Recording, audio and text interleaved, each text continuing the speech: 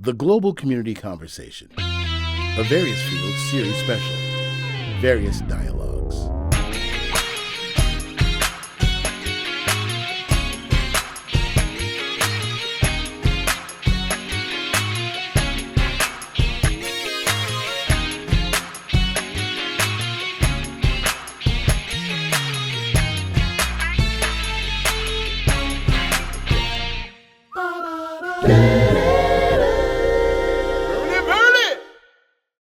Hey everybody, welcome back to Various Fields. My name is Hazen Fields II. I'm Trey. I'm Lex. And I'm Adam. Well, we are so excited to have our good friend Adam here. We're going to give you a big Thank you. I am honored to introduce to the Various Fields family a wonderful gentleman that I got a chance to meet through our MOPCO improvisation. Now you'll hear me talk about MOPCO a lot of times because that's a big community of good people that do more than just improv. And this gentleman right here is an assistant professor at RPI in the Science and Technology Studies Department. There you go. Right. It's a lot of words, And I've gotten a chance to talk to him, and he's a like-minded young man, and today we're living. Oh my goodness. We were talking about with the guys, how we start off this show. And, I don't know if we'll ever do it, but you'll see a clip of us doing things when we did all the animals. We did a whole show, Adam, of the groupings of animals. It's like a congress of there's a murder of crows. And it was lighthearted and friendly. And then what other kind of lighthearted show did we? We talked about kangaroos. Boy, you would come here and you would see this family of guys just yucking it up, having fun, showing people that love and the times are changing. and welcome to the resistance. Indeed. And because of that, one of my pet peeves for me is how people try to discount the history. And I wanted to get Adam's take on it. Our voices here have to increase. We just saw this past week, but now it would be about a week and a half now for you guys watching it, where Don Lemon had been arrested as well as released for doing his job, so far as I'm concerned, journalism. So all these things, even though it feels new, it's not new. My son mentioned the book The People's History by Zinn, last name, Howard Zinn. Yep. And you'll read that and you'll see that all these things have happened again before. So that being said, I am getting ready to pass the ball to Adam. And I'm going to ask him this question. Adam, Adam, help us. I'm sorry. What's going on?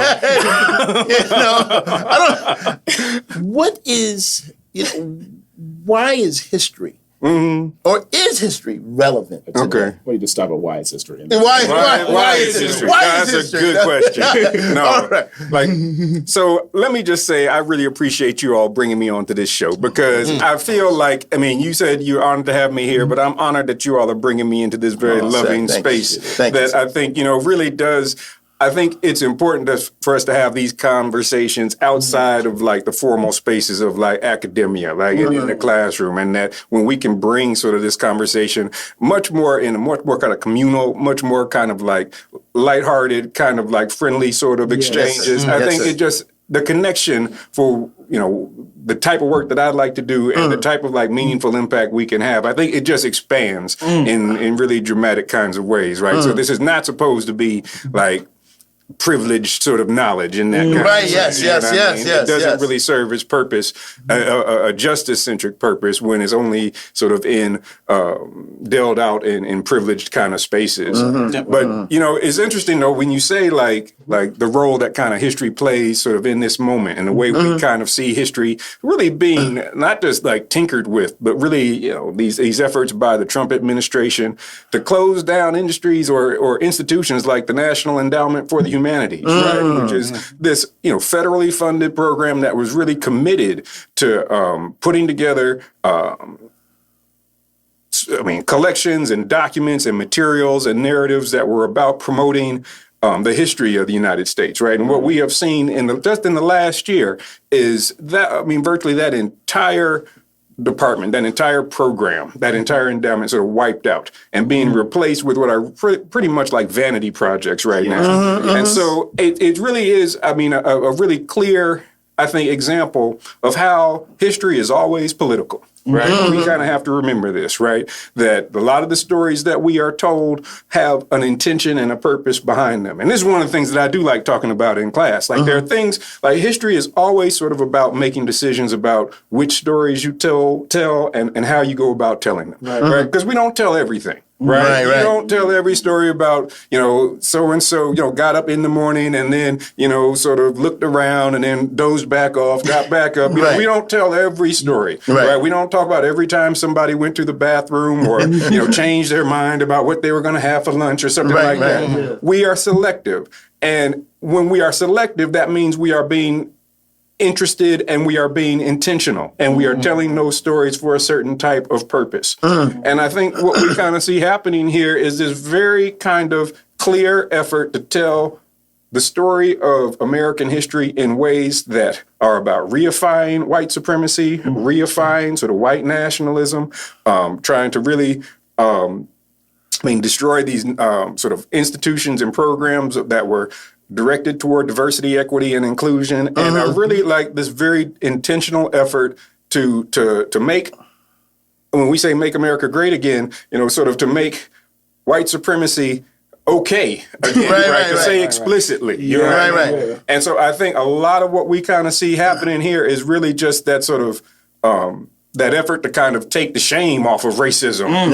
So that now you can kind of just be clear and sort of explicit in your commitments to white supremacy. And in all fairness, and I don't want to go on too much. No. That's why you're here. That's but I'm going to say though, but when we think about these DEI programs, like I'm very sympathetic to them in many ways, but I also think we need to be careful about how nostalgic we are about their loss. Because one of the things that we are learning is that many of these programs have had very little meaningful or transformative impact on the institutions in which they are implemented, right? We still see paltry numbers of, African Americans in higher education and in, for example, in the professoriate, right? Their numbers are really small. If you look at RPI, you don't really, the DEI programs that are sort of in place aren't having a transformative impact. They are mostly these symbolic kinds of gestures. And so when we say there's an attack on them, and places at like Harvard and at Columbia that are sort of defending whatever commitments they have made to these sort of programs, there's a kind of irony to it, right? Because in some real basic way, they're not as committed as they sort of have been saying, right? Some of the reasons why I think we see these institutions like not having a more full-throated, unified pushback against the Trump administration is because in the ranks of their boards of trustees, like there are actually a lot of people who are very much in accordance, in agreement with what's going on, what the administration is doing. Wow. And so, I think when we think of, that's another reason why I think we have to be careful about relying on the university as like the purveyor of truth and knowledge in many ways, because while it's often presented in this way that is very much about it, sort of opening up and expanding sort of personal growth and sort of affording new opportunities for social mobility. What we actually see is that it's much more conflicted within, right? Like now the faculty generally tend to are in line. They tend to lean left, at least within the humanities, right? But when we start talking about the folks who tend to have more of an influence on how decisions get made in terms of where funding goes, who gets hired. And, when we think about where the donors and contributors are people who have such a big influence on, what kind of programs get supported, a big part of that is, industry, so military industrial complex, folks like, sort of tech bro kind of people who are very much also sort of invested in, reifying and sort of sustaining Yes. existing racial hierarchies and social hierarchies in American democracy. And so I think the university looks like a place that is, the place that you go, but we have to be careful about, sort of relying on it without being critical of, how it actually moves and how it actually acts. It's often sold, right? The public image is one of sort of supporting liberals and supporting the left. Supporting diversity, equity, inclusion. But when we actually look at who gets hired, when we actually look at, who's in these administrative positions, who's on the boards of trustees, it doesn't reflect that rhetoric. So, that's heavy. So I appreciate you bringing that out, because oftentimes a great deal of people on the conservative side and the right side, they will suggest that, the universities are filled with left, but you're bringing to light that although there may be some scant versions of, professors and teachers and stuff that will bring out the overall administration is still not that. Absolutely. And that's so then how do we get our history? Okay. How do we do, guys, I don't want to, please, I want you guys to jump, because I don't want to hijack it, because I find that history is so, you can't separate history from now. Right. I would say so. Good. Please, and I don't mean to keep like no. That's like, you know what I mean. So it just made me think of Fred Hampton. Right? Yes. Fred Hampton, Black Panther. Yes. 1960s, gets killed by the Chicago police and FBI, right? Murdered in his home in early morning while he's sleep in bed with his pregnant wife. And, he had been on the FBI's radar for so long, part of their COINTELPRO kind of movement that was about surveilling civil rights activists. Saying that they were people who were, anti-American, were going to mess up American democracy and one of the things that just sort of one of the speeches that he does that I like to go back to a lot, and he's sort of known for that phrase, "You can't jail the revolution." Right, you can jail the revolutionary, but you can't jail the revolution. Yes. And he's given this speech. It was at a protest, and he's sort of given this speech, and he kind of goes through it, and it's powerful because he says, you can jail the revolutionary, but you can't jail the revolution. You can run the liberator out the country, but you can't run liberation out the country. That's right. And you can murder the freedom fighters, but you can't murder freedom fighting. He said, and when you do, that's when you get answers that don't answer, explanations that don't explain, and conclusions that don't conclude. And I like that because I think it's profound in a number of different ways, right? Absolutely. Because part of what he is saying is he's talking about how tyranny relies heavily on sort of an anti-rationalism, right? But it's also sort of saying something about the ineptitude of rational thought. In sort of critiquing these tyrannical and fascist kind of logic, right? So what we kind of see happen, like you can come up with reason, right? The thing is, Trump doesn't care about that. You know what I mean? Everything is like you just keep talking over it. You just create noise on top of it. But I think one of the things that just kind of says is that there's this, and he says at the end of that, he says and when you do, like when you get these answers that don't answer, explanations that don't explain, and conclusions that don't conclude, that's when people stop acting like police and they start acting like people and they start going to get the police, right? And he's like, so people stop sort of taking on the role of policing their neighbors, and they kind of begin to sort of fight for a different type of liberty. And I think part of what that is really about is, this is taking place in the late 60s, right? Yes. And you say that you could have said that yesterday, right? You could have been talking easily about, you're talking about, you can murder the liberators like Renee Good and Alex Preddy, you know what I mean? But you can't murder liberation, you know what I mean? You can see it. And I think when we talk about like these sort of historical continuities, some of what we see happening in Minneapolis right now is really a product of the protest and the activism that took place as a result of George Floyd, right? These structures are still very much in place. Even as we see Trump getting, reelected, even as we see a tremendous pushback to a lot of these DEI efforts that emerged during those protests, these underlying structures, these community structures that weren't reliant on, institutions whose funding can be pulled away, right? They are still very much in existence, you know? And so I think that's part of why we are seeing the kind of pushback that we are seeing in Minneapolis now. And part of it, I think my understanding is that part of the reason they are targeting Minneapolis is because it's not Chicago, right? It's not New York. It's not that big kind of a place. It's a little smaller. They have a little bit more capability to sort of, do damage there, right, in terms of the numbers. But their forces are relatively limited, right? They can't just come in and sweep out, bigger metropolitan kind of areas. But it is like there's a very real continuity. I mean, that's, 60 years or so that we could talk about this sort of ongoing issues, ongoing themes.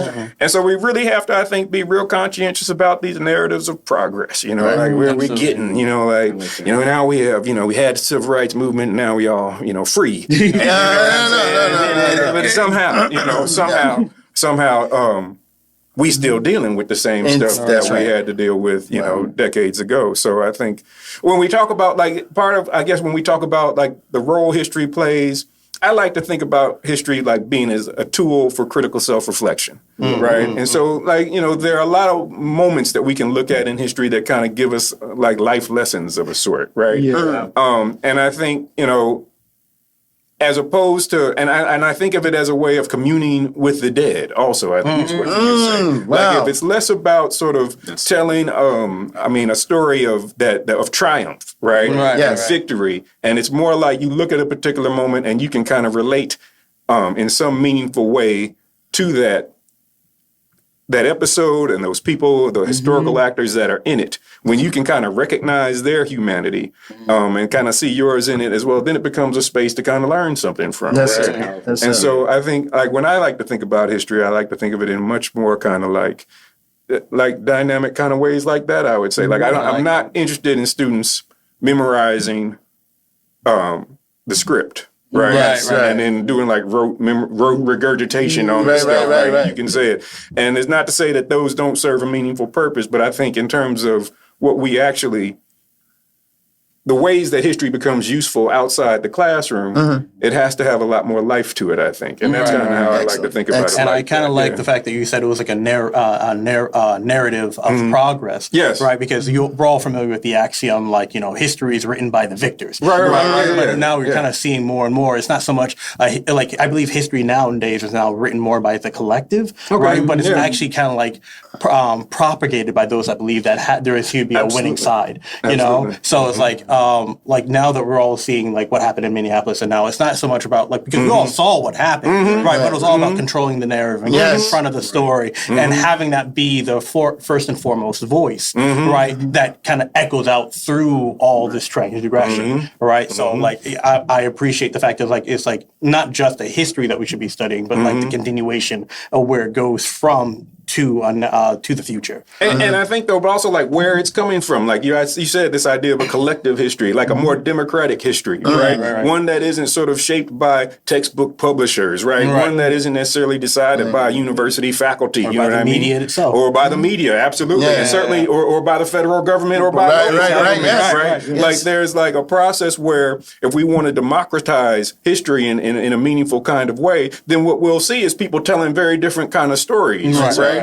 And I think if we are oriented toward the idea this is about a type of critical self-reflection, and if we also recognize that no history is disinterested, right? People are telling stories for particular reasons, right? Then we can be more explicit about what those interests are, right? And I think I don't think there's necessarily only a moral absolute on some of these issues, right? And so people may very well disagree about which stories need to be told, right? But it is one thing when you say this is why. I'm trying to be transparent about my intention behind these stories. I think that's one thing. Then when you say, well, this is the only story to be told, and all these others, we discredit them because, they got too many black folks in it. They make us feel guilty, or ashamed of our past. And I mean, what is the human experience if we don't have shame? If we don't have doubt. That's fantastic. Bar after bar after bar for me. Absolutely. Feeling it.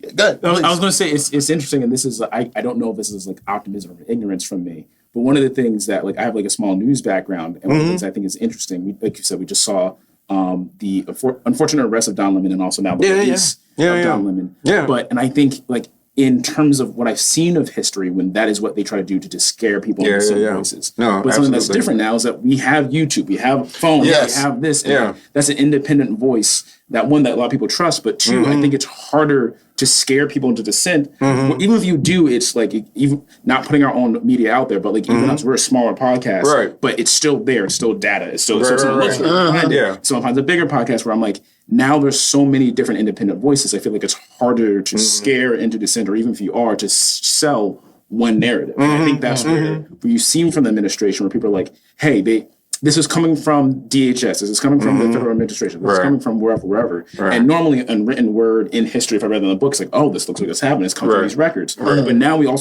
have the video, let everyone see, we have news networks saying, hey, this is what we're seeing. To form that into a question, does this feel different? Does it seem, is this something that's because of our time and era that like maybe there's extra pushback, maybe this adds to the usual narrative of history, but also there's typewriters. There was, there was different version of media out there.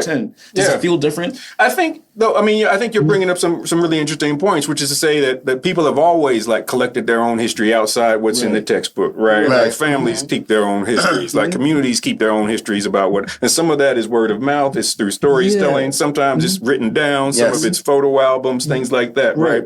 I think the interesting thing about this moment is that we did see, I want to say, this sort of splintering of what would have been like mainstream kind of media entities that would have to be things like whether that was like CBS, NBC, and ABC at first, right? And then we also saw like cable news coming up, but then we saw more things like YouTube. We saw more things like different forms of social media, right? And I kind of feel like what has sort of happened in the past maybe year or two is that we've seen these social media platforms actually go so hard right. You know what I mean? That now they don't really seem like representative of like, the people.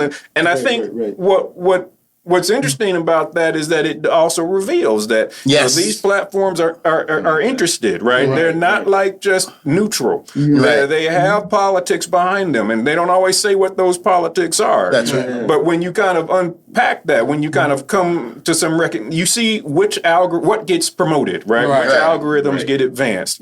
And so I think like there's a true benefit, though, like you're saying, to like record these on sort of the local level, on like the granular level. You know what I mean? Like recording our own stories, our own experiences, our own voices in different ways, so that we do have a record. Right? And I mean, the thing is, we can have a record, and that doesn't mean somebody doesn't come along eventually somewhere or the other and, do what they can to kind of decimate it or desecrate it, right? But I think there is something to be said about bearing witness. I think there is something to be said about, having our voices heard and sort of speaking out and sort of, speaking into the void in this kind of way. Because I mean, there are a lot of things that, I think it is kind of hard to figure out who to trust in this way. And even these sort of seemingly stalwart institutions like the New York Times and the Washington Post, and I'm kind of saying those,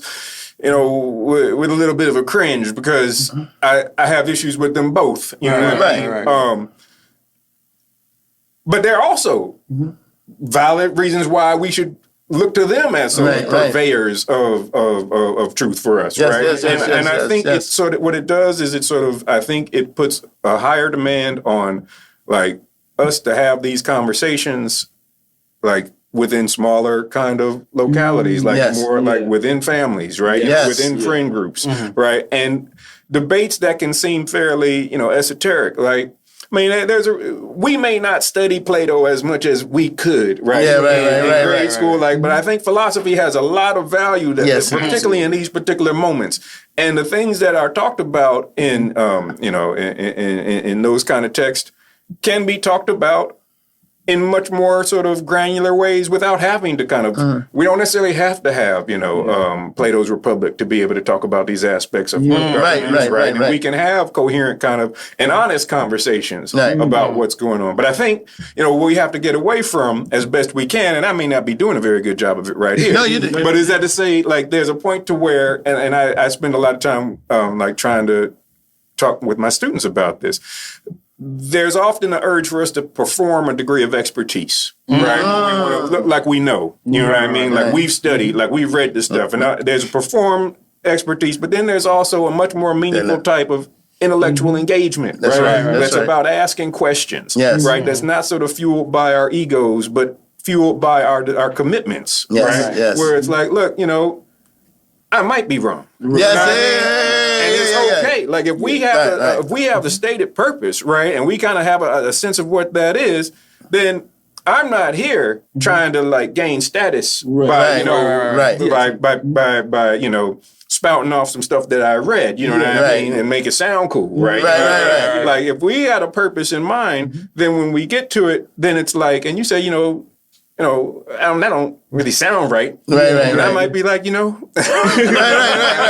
that you mention it, I kind of wonder if maybe I mean, I think then then the conversations are very different, right? And I think when we look at civil rights activism, I think, then the history of it, a lot of times what we see is, particularly in sort of male-dominated spaces, right? A lot of civil rights, like we see a lot of ego. We see a lot of like kind of so much stuff, right? Like machismo sort of coming out, like people trying to like getting. Not thinking in pragmatic ways, but very much like, jealousies that's even come up at times. Right? Who's getting heard more, who's not getting heard more. And I think in many ways, those weaken those kind of efforts. And I think so when we can think about less, I think there has been a good bit of writing about developing less sort of leader-centric movements and more like people-centric movements, right? Where it's like it's less about the individual kind of, and people used to say this about like King during like the SCLC. They'd say when they came through, King would come through and he'd mobilize people for that weekend, right? But then when he left, people weren't coming around as much. Isn't that interesting? And so it was like, it was okay to have him there, but sometimes it was harder to get people to get back in because they were like, well, where's King? He's And so, he's a guy we know. And so are you suggesting that we have to find a king within ourselves? I think so. Why not? Yeah, and I'm in agreement with that. I just to kind of let people know that on this day, right now, this is February 1st, and this is actually the first day of what we've been called Black History Month. And I'm waiting for the day that we start to recognize that we don't want to bifurcate and make Black History Month as though it's something different than American history. We're at this point in time, we should have. This should be a part of American history. But the only reason why it hasn't been is because it was not included. That's why we're here. And some people, even now, there are people, every year we got to deal with it. Once a year, it's hilarious to me. Because it's like once a year you start to hear those stories which you don't hear during the year, and I've got so much to talk to you about because my father we built this podcast on something my father used to say, and we used to say, "What we don't know nothing," and that conceptual idea encapsulates the idea of the totality of everything. We don't. There's very few wizards that know everything.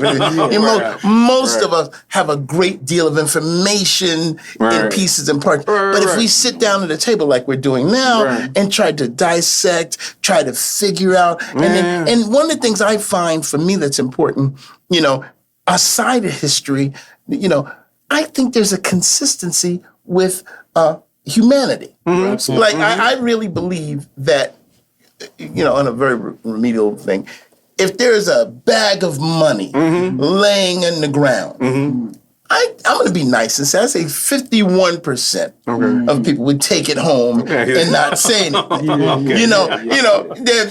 Indeed, I'm being, generous. Yeah, quite generous. But the point is, Another 20 might take it home and say something. Look what I found. But that being said, I think there is, what we see through history and learning history are patterns of human behavior.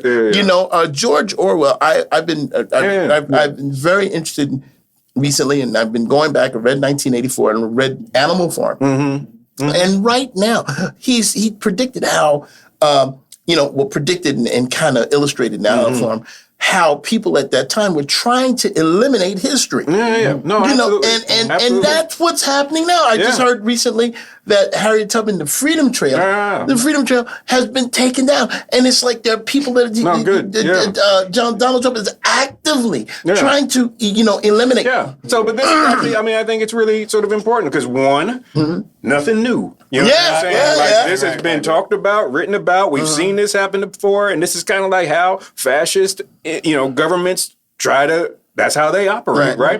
But it also speaks a little bit to the role that history plays as a tool of propaganda, right? And one of the things I always like to say, it's interesting, just about any history department you go to in the country, and I teach history in the Science and Technology Studies department at RPI, but virtually, and we have one too, you will have a class on American history, right? Or French history or like national history. And I think you can also raise just real questions about why we decide we want to tell history through the narrative of national identity. Right? Because the nation state is a construct in many ways, right? And when we go and look at it sort of like in early sort of, the Revolutionary era type stuff, so many of these questions that come up, that we get addressed now, like what role people will have, like what does the president actually do? Like, what are you going to call the president? You know what I mean? Like, these are the things. Like, this thing about no kings, you know what I mean? This was part of what was going on in the Revolutionary era. And Washington was like, don't call me,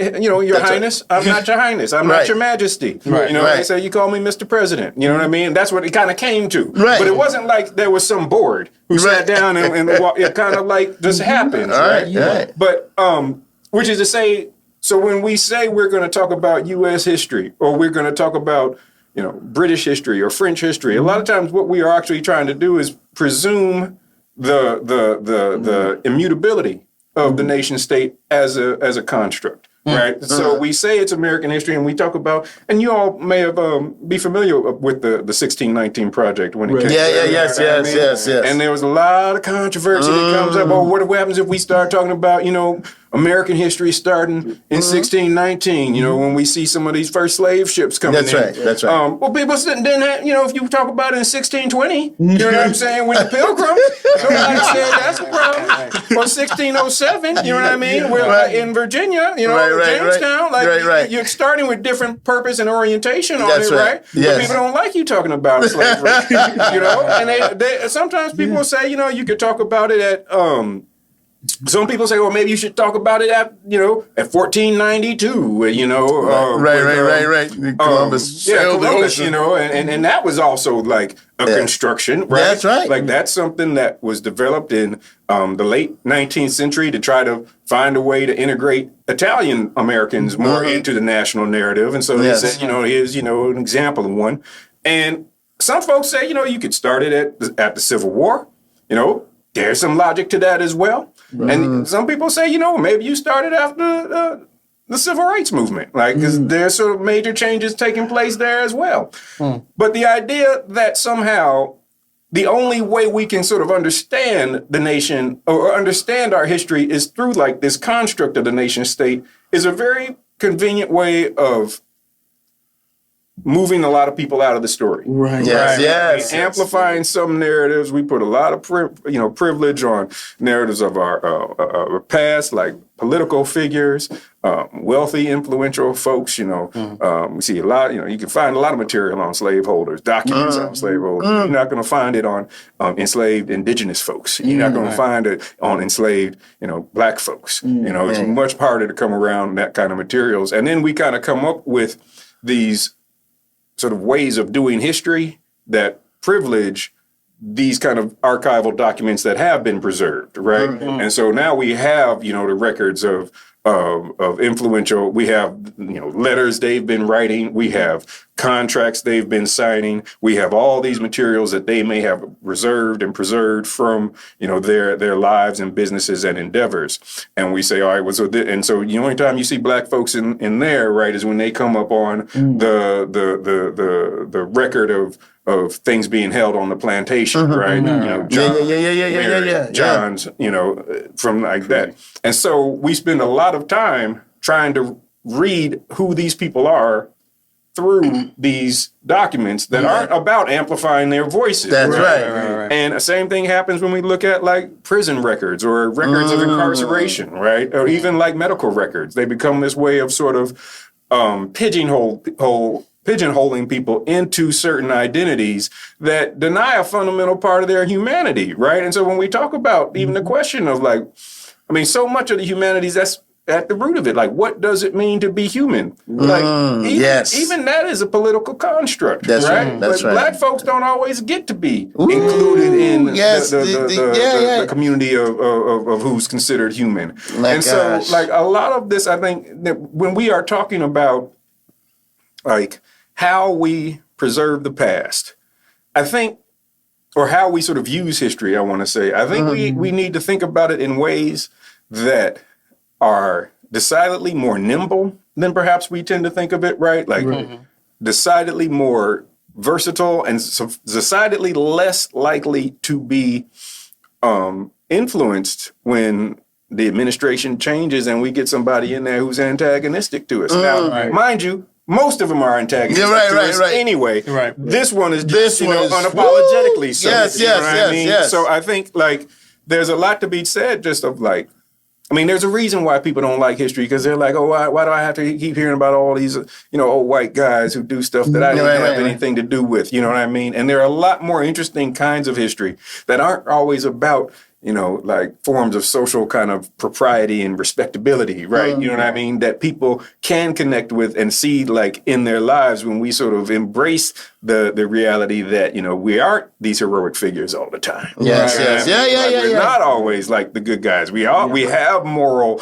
complexity. We have uncertainties, and we have doubts, and we have shame, and we have fears, and that these aren't things that we should deny. Right. It's just a human factor. There's a human factor, yes. Yeah. And then I think we tell stories that, I think we can create space for a wider array of various types of stories that bring more people into sort of understanding history as this kind of tool for living the examined life. And I think, So let me ask you a question, and please forgive me if you already answered this, right? You can say, about it.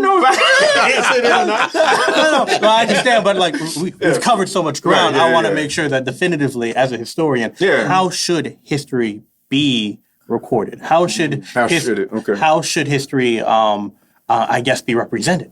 Right. Because we already have so many different lenses, and everyone tries to take one particular lens. It's like, well, this story wasn't told enough, right? And we are, like we already said, we talked about power design. We already talked about like some other people that are like try to put one lens on it, one spin on it, one way or the other, right? But at the end of the day, like not the whole story is represented. Not all people are represented, right? So should it be a complete bias, or should there be more empathy to it? Should be more philosophical aspects to it? Well, so good. So I think yes, I think there should be more philosophical aspects to it. That is just, we should talk more about what history is as a construct rather than, what are the events and the people and the stories we should be telling in it. Like, what role does history play in our particular context? And I think different communities, different spaces, and different places should be able to tell different stories about what matters to them, right? But I think the part that matters, that makes this, I think, lends itself to justice, in my sense, is when you are being transparent about your intentions, right? And sometimes, I guess there are two kind of ways I sometimes approach this, like in class. Like I'll talk, like there's a saying that says, everything simple is a lie, but everything complex is useless. Right? So you can talk about all the complexities of history, but they're not going to be very useful to them, right? When you simplify them, you are agreeing that you're going to leave some things out. You're going to tell some lies on that. Oh my so God. the question is like, what lies are we comfortable telling, right? And then if we can be forthright about that, transparent about that, then I think we can sort of say, well, look, we can say we are telling stories that are designed to amplify white men with wealth because we want to reconstruct American society in a way where the white guys who have all this money on top stay on top and everybody else, stays in their place, right? And we can keep the money going, to us, right? And that's what we say.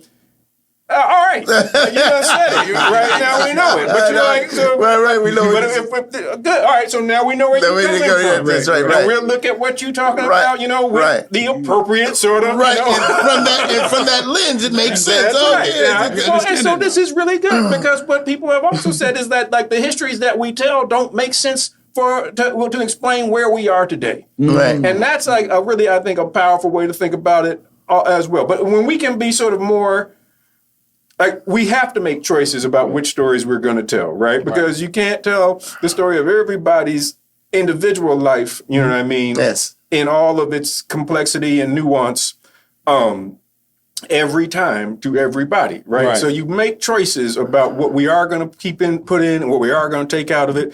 And I think when we move away from these heroic narratives, right? You know what I mean? When we move away from like these narratives that sort of are about like, because I mean, a lot of things that we can talk about. I mean, King does some really meaningful contributions, right? But he does some messed up stuff too. That you know what I mean? When we sort of look at the man, when we look at him from a much more sort of complex position, it's much more relatable. It's actually much more sort of like I think useful in terms of thinking of him as a model for behavior, or even like just a lens into like the human experience. Right. But and I mean, there are a lot of things about the civil rights movement that we ought not try to emulate, right? Because it was like, I mean, folks like Bayard Rustin, gay black man, fundamental to like the approaches that they had to their approach to activism, right? Gets like marginalized, pushed out of the movement very deliberately because he got outed as being gay, right? So they're like, no, we have, it's a distraction right now, Bayard. And it's like, all right, so let's just kind of be clear, like we're making choices. The more I think we can be forthright about like the choices that we are making, and this is why I say, I think, you say, how should history be taught? I think like a more philosophically kind of honest kind of way of doing it sort of opens up like, it's less about being able to regurgitate stories that we've heard and being much more like conscientious about how we tell the stories that we tell and what purpose they're supposed to be serving. And then I think that puts us like, because then I think you're in a position where you can be more, shall we say, critical of different sources that come in from whether it's the media, whether it's from school, whether it's from academics, whether it's from, family members and whomever, right? You can always have room to kind of create a little bit of distance between like whether or not, to the level of, to be, I want to say, conscientious of what their intention and purposes are behind it, right? Well, I do want to say that we historically do something here. We want to be conscious. Okay. And one of the things we do historically here is we tell our audience to like, share, subscribe, and hit all the buttons. And please remember, we are talking here with Mr. Adam Biggs, the assistant professor at RPI. We could do this all day. It's honestly delicious. We also want to remember that we still have our good friends here, Paul Rudnick. He's in the building. We also have Nels McLaughlin in the building, and all of our various field staffs, various fields partners, as well as we want to make sure that you go to www.variousfields.com, and there's so many things for you to see there. You'll even see this episode. This episode that you're watching is probably February 8th. What is that? Is that Super Bowl Sunday? We know nothing of sports. I think is that next week? Yeah, This will be so. Make sure you include this Watch us episode. instead of Right. Absolutely. That's right. Same thing. Yeah, we know that. We know how that turns out. But it's a winner and loser every year. Underdogs. It's a possibility. They can watch this instead of the Super Bowl. We might be able to change it out. I'm on your side. That's right. But that being said, I have to do this because we are committed to things to being delivered here. We have been talking to you about your worldview in terms of history, but I want to find out about Adam Biggs, the man, who you are, and you know what's about you, and how you developed your passion and how. So in give me we talk about Marvel and stuff about what is your origin story? Yeah. What is all right, good, and I think so. Trey and Lex and I talked a little bit about this, like on in our talk. Like I am also like conscientious about not telling like hero stories about like how I became an academic, right? So from kindergarten through 12th grade, my sister and I were both at the laboratory schools that were affiliated with the University of Chicago. Now, this is the same school that Barack Obama's kids went to before he became president, right? Okay. And at the time, my mother was the principal of the lower school when Sasha and Malia were there, right? Oh, wow. And so, it was really... These are not name drops, these are just facts. These are facts. That's what it is. That's what it is. Telling you, like, understand, like, this is sort of, like, where I'm coming from with this, right? Right. And so my mother, for most of the time that my sister and I were at the lab schools, was either a teacher there or an administrator there, right? And a lot of the children at the lab schools were children of faculty at the University of Chicago. Now, we didn't know that, in third grade, right? Right. But it kind of plays itself out like now, you know what I mean? Because there are so many people who were graduates who went there K through 12 who went on into academia, right? And so, I like to say at my 10th year reunion, like, it was like everybody who was there, you know what I mean, was at the same place in graduate school I was. Okay. My sister also has a PhD. Wow. She's faculty at Brown. Wow. Best friend of mine who I knew from kindergarten was in graduate school at the same time as me in a doctoral program at Harvard, right? We were both in the same, illustrious institution at the same time. All of us black, you know what I mean? Yeah. All black folks. And so there was something, I ain't mad. But it was like, there's a very real part of this where we got introduced to what academic environments were like very early, even though we didn't kind of really realize it. But I mean, little things that I realized retrospectively, I think made a big difference for me. I was like, we were going into research libraries at the University of Chicago, like in middle school. Right? And there were things where I think I learned at that level that people were sort of sorting out in college when we started, right? Which is to say, like, like in the public libraries, there was no difference between like the library and the stacks. Everything was integrated, right? But in the research library, there was a different part of the building that you had to go into that had all the books. And so if even if you knew your call number, where you would find it, right? You couldn't find it out there in where everything in the reference areas and such. Right. You had to kind of go and sort of find this area that was the stacks. And I'm just like, that was just one thing I didn't have to think about, when I got to college, right? Yes. I think we ended up asking a lot of types of questions, like in class, that were shaped by my classmates' experiences with their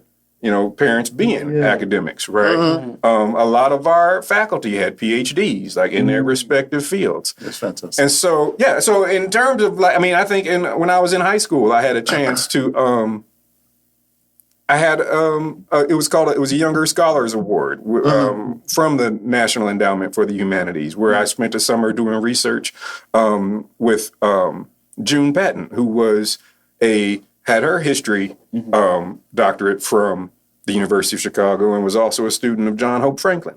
So you want to talk about name dropping? I was tied in, right? These folks.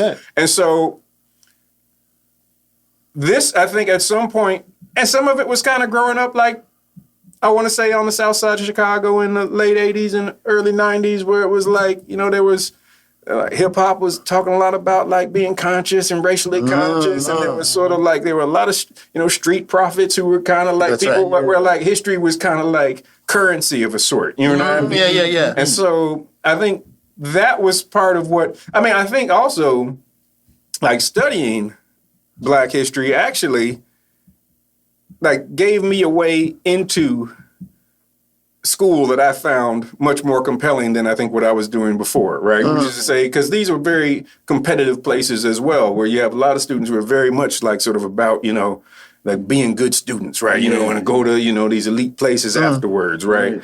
And I think that for me was very taxing. Yes. But like being able to kind of look at the history of civil rights activism and the role that education had played into it, let me kind of reframe what I was doing in a way where, if it was, chemistry or whatever class that I was taking, let me think about it in a way that had like a broader purpose beyond just kind of like getting into school, right? You know what I mean? Yeah. And I think like doing that, kind of got me through high school, but also when I went to undergrad, I went to the University of Pennsylvania. I studied English and African American studies, and I think African American studies and exploring the problem of race kind of really, these were questions that really seemed meaningful and interesting to me, and like helped me kind of, I want to say, like unpack things that were sort of taking place.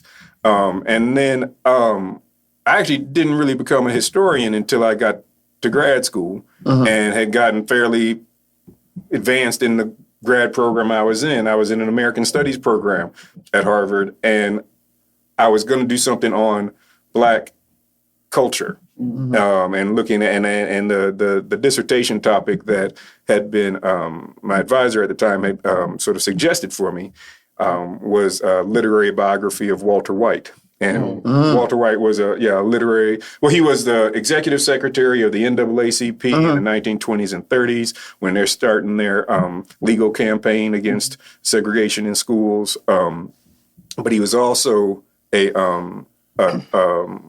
literary figure in the Harlem Renaissance. And I was reading through some of his books, and I noticed there were a number of like Black physicians who would sort of appear in these texts in prominent places, right? And so when I was looking at some of his personal collections, I came to realize that one of the Black doctors in his text was based on a friendship he had with a real life Black physician whose name was Lewis Wright. And Lewis Wright was also, he was a Black doctor at Harlem Hospital, one of the first Black doctors to integrate Harlem Hospital at the time. Also very much involved with the NAACP.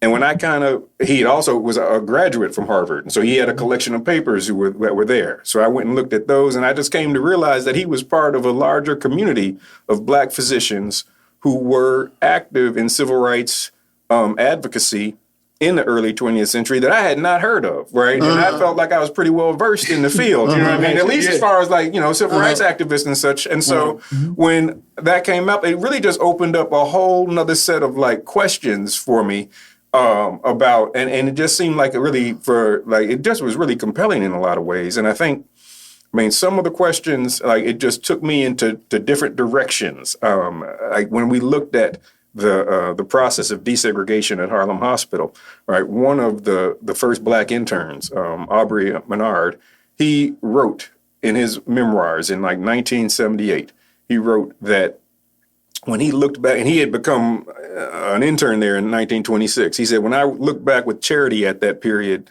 I deplore the fact that I suffered more from the animosity of my Black colleagues than from white physicians on staff who I expected racial apathy. And so he was sort of saying, and it was like, there's a long history of internal conflict within civil rights activist groups. But this is 50 years after this took place, and it's still so salient to him. Like this was like, he said he suffered more from these internal conflicts that were going on within the Black medical community at the time. And so like to unpack this, I really just found myself kind of going into an entirely different field than what I had kind of came into. Right. So when I started grad school, I had a couple friends who were in like the history of science, and I was like, yeah, that sounds really boring. You know what I mean? Like, I don't know why you all did that to yourselves, but you make your choices, you on your own. Right. And then, I'm like 5 years into the program, like asking them like, hey, can you help me out? Right. The joke was on me on that. But I think it kind of gave me these opportunities to look at like science sort of in a more historical frame, right? That allowed me to sort of ask questions about science that were different from what I had been sort of working from. And so in that way, in like an STS, we talk about like epistemologies, right? These ways of knowing, and science is one way of knowing. But there's also like folk epistemologies. There are religious epistemologies, things that sort of make knowledge, right? And once you start kind of unpacking some of that stuff, it's like, it feels like you kind of are like Neo in the, right? Kind of like the Matrix is sort of, now it's like this stuff is getting demystified. Yes. And I think what happens is and again, like I was raised in a community and in like a school system that very much sort of valued this, right? And sort of pushed this kind of engagement. And so, like I said, like, I am not the only person, in my class who sort of chose a similar kind of path on this. But I think like I kind of had the space that I had space to explore these things. And I think there's something for me that I think, like, twisted as it sounds even to say it, where I feel very at home at the university. And so like I've been I taught at an HBCU in Orangeburg, South Carolina, Claflin University. I taught at a regional campus at the University of South Carolina system. Like, but I've also, but I did my doctorate at Harvard, right? And so now I'm at RPI. So these are very different types of institutions, right? But somehow or the other, like, they make sense to me. Like, I understand how they make sense, and I kind of get a sense of like how I can kind of fit with the other people who are, like, we speak the same language, even when we don't always speak exactly the same language. Right. The dialect is a little different. The language is the same. I like that. And so, so that's kind of... Well, listen, we've said this often when we have guests, and we'll say we have to get you back here another time. Man. But no, I know I got to change it. Come tomorrow. We have to get you back because there's so much more to unpack, and we didn't really do a justice of getting into who you are. We tapped into it a little bit, Just get started. But now we normally, and I hate to, we're going to have to give you a gotcha question. Okay. And this is from my son, Lexington, has a gotcha question. This is our hard-hitting question. And you gotta answer this one. Don't run away. Lex, you guys want to go ahead. As someone who's history major, there's one of the things where it's just like, there are certain things that divide the public. Yeah. There are certain things that, like, no matter what, you are on the right side or the wrong side of something. Okay. So the question I am asking is, do you like waffles? No. Absolutely. Ladies and gentlemen. We can trust him. Wow. Well, I by my son's metric, I haven't quite figured it out. But now I like it. If you like waffles, apparently you're a good person. That's how it works. I think that's it. There's a logic to it. Absolutely. No, we have to have you back. I can't. It was bar after bar. And also, I can only imagine. I think I said this on the phone earlier, where like people must be blessed to be your students, because I was hanging on by every word, and it's just like you have such a good way of talking about it, you have such a good way of just feeling interested, and this is an hour podcast, and I'm like, all right, well, we need 2, 3, 4 hours. This is crazy. So much. It was so cool. Well, so cool to have you. I'll say, sometimes people may say I'm better to hang out with than to take class. Because, I'm not testifying for my students. They may have different views, but we can keep hanging out. You know what I mean? That's what I'm saying. Well, to echo my son's, statements, you are very engaging. We yet to tap into the other sides of you, because I know him through our improv thing, and it's good stuff. And just wonderful. So we got about how many more minutes? About 2. 1 minute. 2, 3 minutes. Okay. Yeah. Oh dear. Yeah. So we're gonna close out. And Okay, man, I close wish this you out. could say more. Trey, you want to start off? Honestly, so yeah, I'm learning a lot. And honestly, I feel as if just even considering this a recount of history kind of separates us from the whole story of, I guess, this country's chronological collective story. You know what I mean? So like. Again, there's so much to be talked. Like even though I kind of wanted to talk about like how Ruby Bridges is still alive. Yeah, You know what I mean? Oh, good. And like Good. in the fact of in those seven, what was it? Those seven. I can't think of the word. 7 separations that we have. Someone knows her, right? Even now, 7 degrees of 7 separation. degrees of separation. Yeah. Right. So it's like just to know that like every single time that we recount these stories, like even from like Trayvon Martin, like he himself was just passed away in 2012. Right. You know, like that's still our history now, right? But like it's still very relevant now. So Absolutely. Yeah, exactly. There's so much to talk about. All right, we may have to close this real quick. Good, get you in there. And, we're glad to have you. Glad to have you. Thanks for being here. Black History Month, and this is it's a great start to the Black History Month that we're going to get into. So I'm glad to have you on. Only because we got a couple of seconds that we just said thank you for being here. Well, thank you for being here very much. It would have been a longer goodbye, but we just enjoyed you so much, and we want all of you to return and come on back and forget the Super Bowl. This is what you want to watch, and we'll see you on the next episode of Various Fields. We'll see you later, everybody. Nice.